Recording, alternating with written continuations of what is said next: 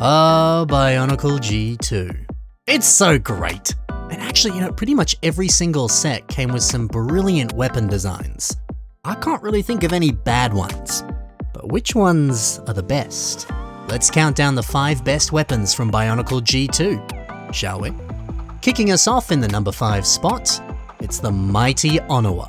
And what I love most about this guy is how it takes some of the ideas of the original G1 Onua. With his signature claws. It takes those ideas and it evolves it. Here, the claws still feel like claws, but now they have a bit more of a shovel-like quality to them. I think that's really nice. It's a good evolution. And dang, he looks pretty good when he's wielding them like this. But yeah, I talked a bit about that evolution, taking the original and expanding on it, which I think is very important. You don't want it to feel the same, but you don't want it to feel too different. Well, this set continues to evolve things, because you can take these weapons and put them on this hammer.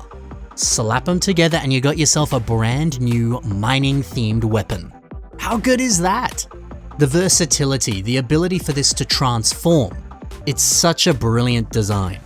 And hey, let's not forget, we have these same claws up here on the shoulders. That's great. You don't want the weapon to be this one-off thing that you can only use as a weapon. The fact that this looks excellent in so many other contexts, well, that makes this a winner in my eyes. What an excellent design. Number 4.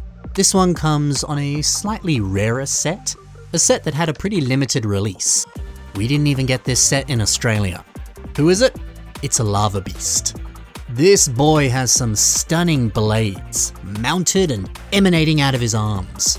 Kinda looking like some sort of freaky volcanic rock that he's fashioned into blades. It's funny though, this is vaguely bird-like, which on paper I think sounds kinda strange. Because I'm sure the pitch for this toy was something like, hey, what if we had some sort of Balrog-inspired creature? A creature fresh out of hell, dripping with lava all over his body, with gorgeous accents of black looking like volcanic rock.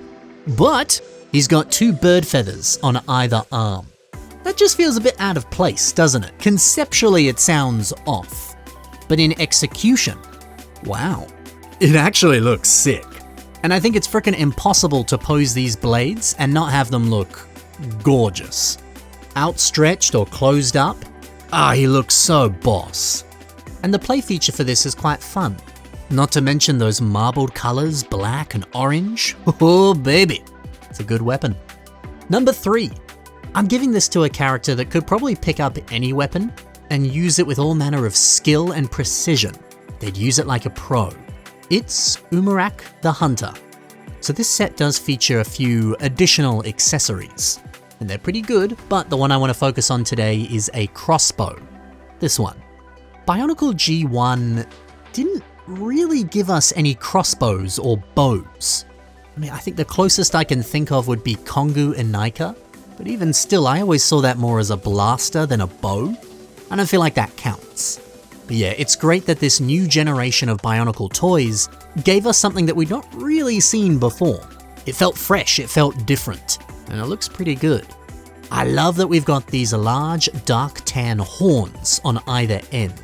They pair very nicely with the horns on his face.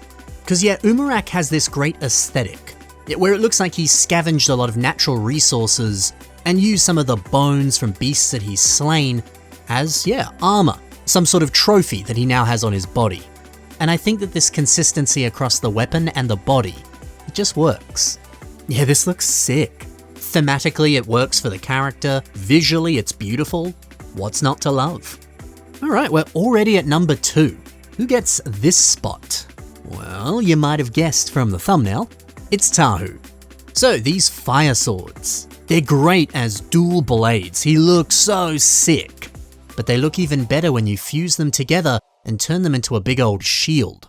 The shield is not just a shield, because of course it can be turned into a lava board, allowing our boy to surf those lava oceans with all manner of skill and speed. He looks like a total badass.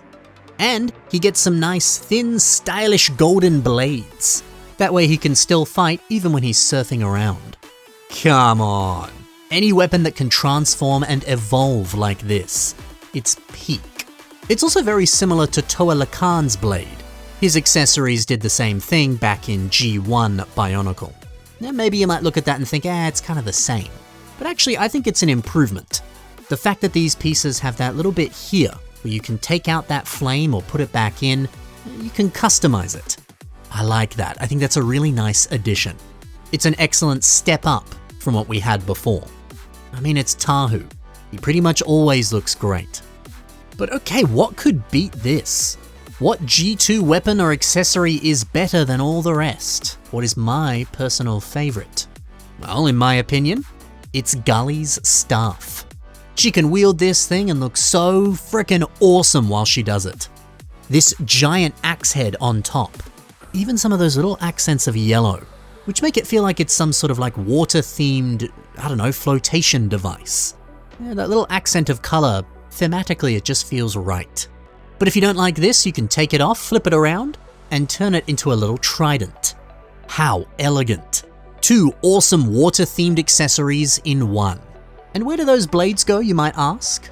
Good question. You can link them onto her feet, and now she's got some sick flippers. We're keeping it water-themed, I love it. But what I love the most, you slap these together, and now she has a mermaid tail. Are you kidding me? That's sick. See, like I said with Tahu, the multiple ways that you can use this, all of the transformations, it makes it feel electric. And I love the fact that these aren't just used purely for offensive means.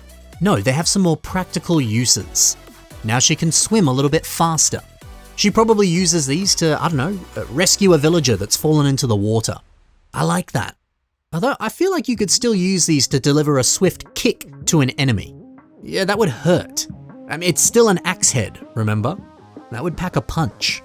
Multiple uses rolled into one. Yeah, I mean, that's the sign of a perfect accessory. Ah, baby, the wonderful world of G2 Bionicle. So many good designs. But what do you think? Are there any weapons that I didn't touch on that you think should have been on this list? Let me know in the comments below. But otherwise, thanks for watching everyone, happy building, and bye for now.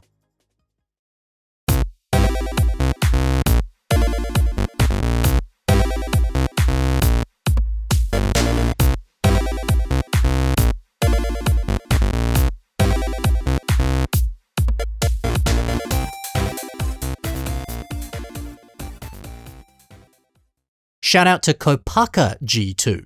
His shield that turns into skis, brilliant. I feel like that would have been the number 6 spot had I featured a few more. Yeah, Umarak the Destroyer has cool claws, a lot of the skull villains have nice stuff. Look, there's a lot to love. It's very hard to narrow it down to just 5.